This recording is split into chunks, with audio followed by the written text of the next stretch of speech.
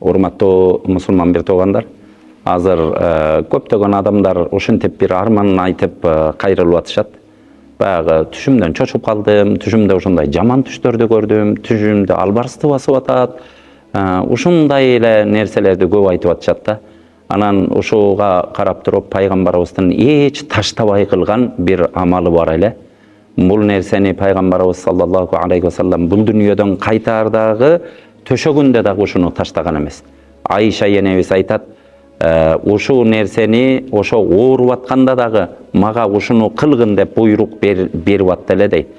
Ал кайсы нерсе десе, пайгамбарыбыз дайыма кечинде ошо төшөгүнө жатаарда эки алаканын ушинтип бири-бирине жабыштырып, анан кул хуаллаху ахад, кул аузу би раббил фалак, кул аузу би раббин нас деген сүрөлөрдү үчтөн окуп, алаканына ошо дем салып, үйлөп, анан колу жеткен жердин бардыгына ушинтип, мынтип сылап туруп анан жатат эле дейт. Урматтуу бир туугандар, бардыгыбыз ошо пайгамбарыбыз кылган нерсени адатыбызда кылып көнөлү. Кудайым буйрса жана жаман түш, анан албарысты басып калган, анан келип алып уйкусуз болуп калган, анан уйкум канбай калды деген нерселерден бардыгыбыз арылалы.